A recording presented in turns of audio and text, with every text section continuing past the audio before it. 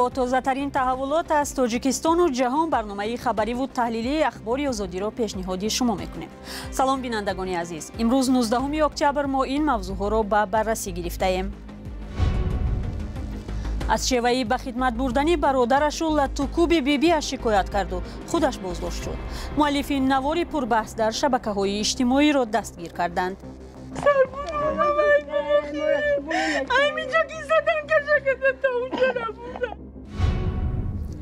شادی شبدولف سیاستمداری که بعضاً صدای مخالف در پارلمان خوانده و گاهی چون جانبداری حکومت تنقید میشد درگذشت.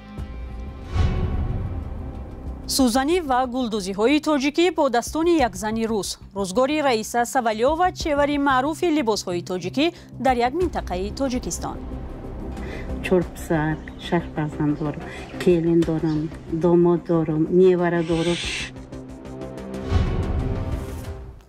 در شهر وحدت شهباز شریف بیگ جوانی را بازداشت کردند که با نشر نوار در شبکه‌های اجتماعی میگفت بیبی 82 سالش را میلیسه‌ها لطوکوب کردند. مقامات مشخصات عیب‌نامه را نگفتند، ولی پیش از بازداشت او در نواری از عملکرد ساختارهای انتظامی شکایت کرده ادعا نموده بود که میلیسه‌ها بیبی پیرش را برای ناراضگی از شیوه به خدمت ارتش بردن نبیرش زدند. جزئیات موضوع در گزارش همکاران ما. بونیگر ندارم اوای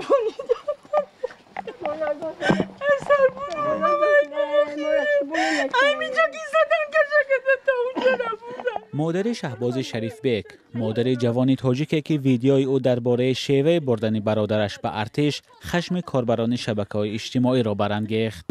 من نتیجه دهم عصبانی چیکار؟ سیونکا کرد. الان تو سیونکا کلیسته برد. الان بچه‌ها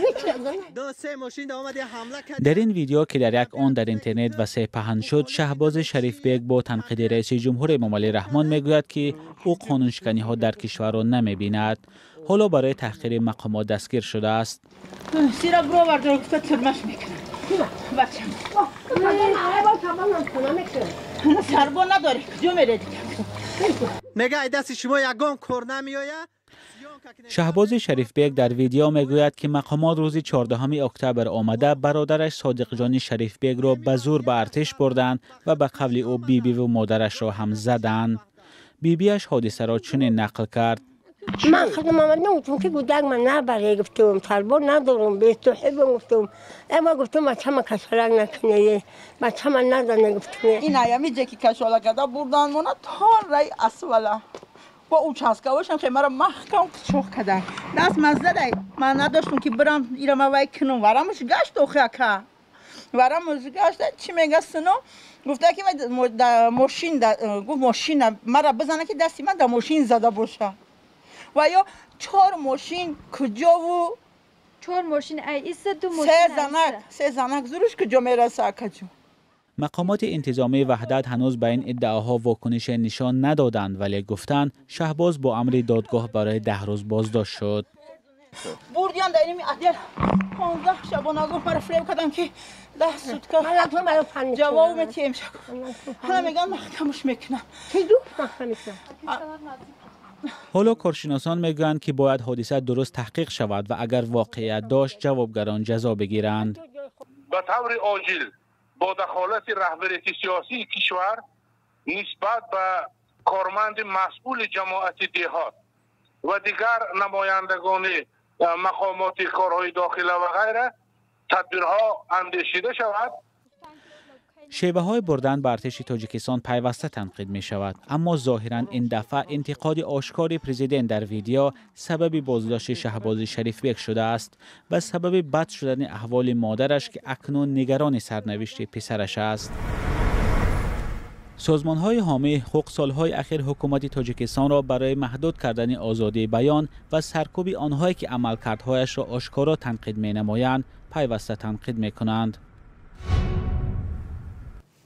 شادی شبدولف رئیس پیشین حزب کمونیستی و وکیل سابق پارلمان تاجیکستان که گاهی از رفتار مقامات سخت تنقید میکرد درگذشت. او 25 سال رهبری کمونیست های تاجیکستان و 4 بار وکیل پارلمان بود. میراج عبداللهیف رهبری حزب کمونیستی بر رادیوی آزادی گفت شبدولف روز 19 اکتبر در خوروغ وفات کرد. به قول او رهبر پیشین حزب 7-8 ماه اخیر بیمار بود. شبدالوف را بعضاً صدای مخالف در پارلمان میگفتند و گاهی دیگر برای جانبداری از حکومت تنقید میشنید. شادی شبدالوف سال 2015 به نتیجه های انتخابات پارلمانی تاجیکستان اعتراض کرده آن را فرض نامیده بود. ماه ایولی سال 2016 او را در جلسه‌ای که خودش تبدلات نامیده بود از ریاست حزب گرفتند. از آن وقت تا دم آخر از صحبت با رسانه‌ها پرهیز میکرد.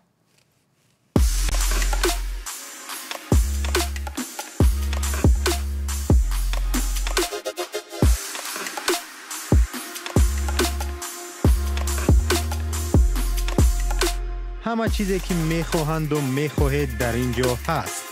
تازه ترین اخبار، گزارش های ویدیویی، شرح حادثه و تحقیقات ژورنالیستی. زمینه رادیو آزادی را نصب کنید و همه این را با انگشت زدن به تلفن هوشمند خود به دست بیارید.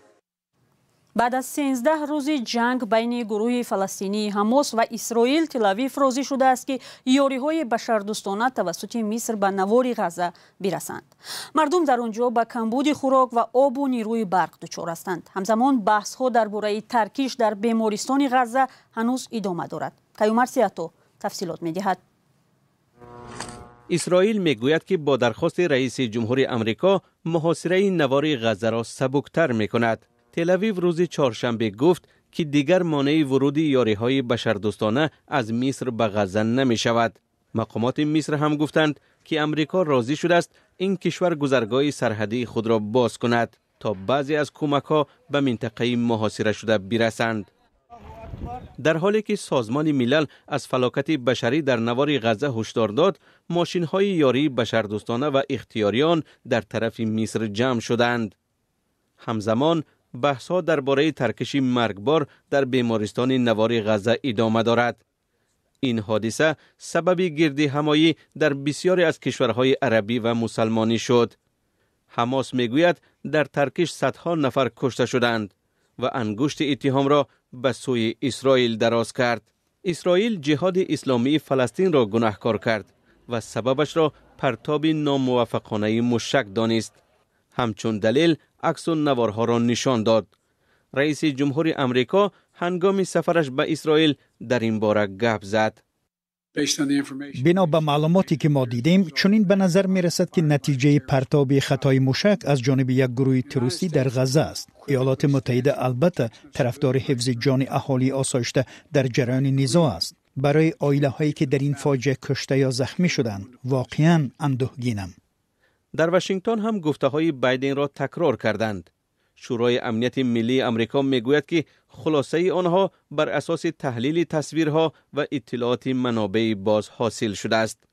ارتش اسرائیل همچنین گروه فلسطینی حماس را به مبالغه درباره تعداد کشته شده ها متهم میکند. تل‌آویو نوار صوتی صحبت به ادعایش 2 عضو گروه حماس را نشر کرد که درباره پرتاب نادرست موشک از جانب جهاد اسلامی بحث میکنند. جهاد اسلامی فلسطین این اتهام را انکار کرد و بحث را بین طرفها همچنان باز گذاشت. اخباری آزادی رو تماشا دارید. فرناند دوارین، گزارشگر سازمان ملل متحد در امور اقلیت‌ها به حکومت تاجیکستان توصیه داده است که برای بهبودی وضع حقوق اقلیت‌ها در این کشور چاره‌های بیشتر اندیشد. او از تشبس‌های تاجیکستان در این راستا استقبال کرد، ولی همزمان تاکید نمود که تا هنوز در مسائل مختلف حقوق اقلیت‌ها درست حمایت نمی‌شود. این گزارشگر سازمان ملل از دید و بازدیدهای خود در کشور و سفرش به بدخشان در حضور خبرنگاران در دوشنبه شرح داد. برای یوسفی و علیشیر ظریفی گزارش دارند.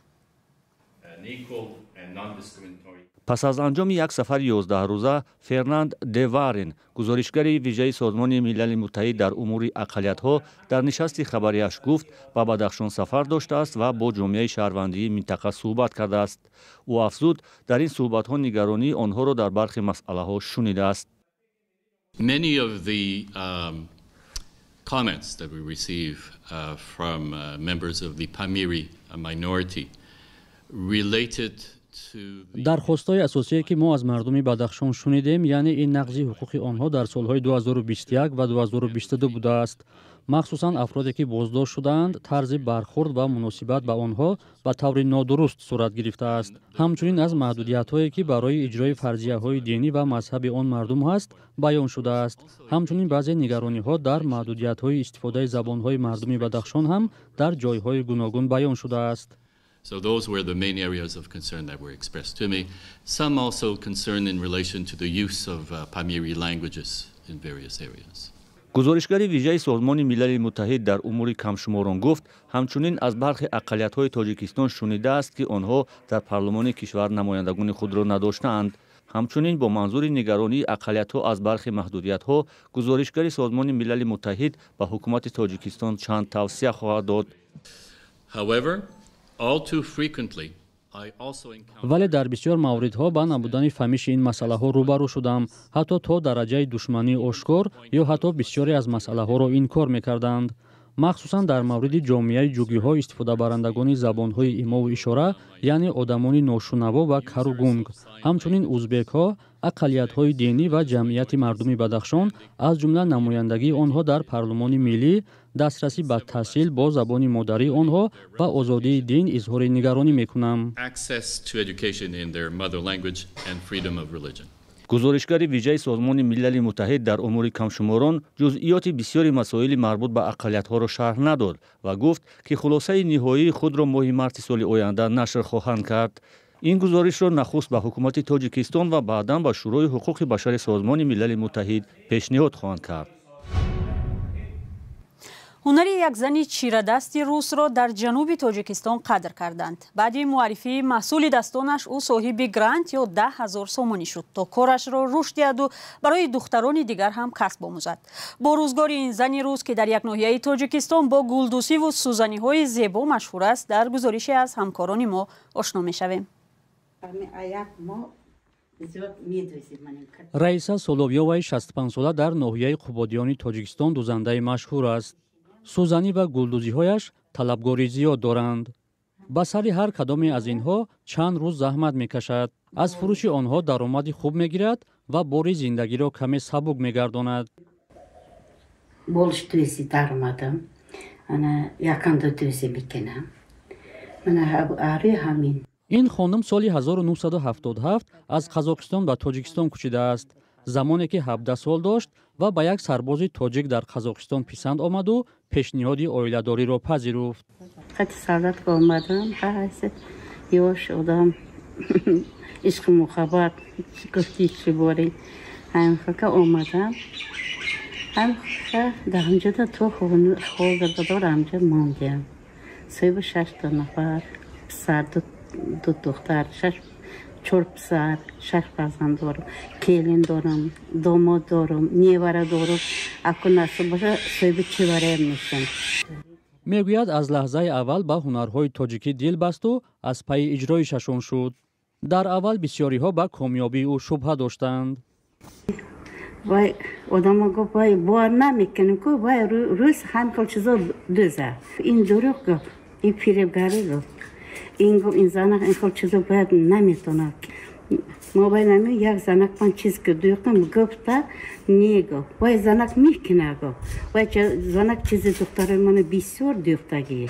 ҳоло на танҳо кор мекунад, балки масъули омӯзондани онҳо ба ҷавонон аст. серкор аст, вале кӯшиш мекунад либосу гулдӯзиҳои муштариёнро дар вақташ омода карда супорад.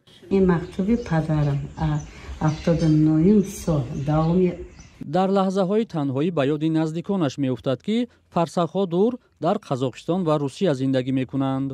аммо ҳамон тавр ки мегӯяд, ба Тоҷикистон ва ҳунарҳои тоҷикӣ муҳаббат дорад ва аз ҳарду дил канда наметавонад.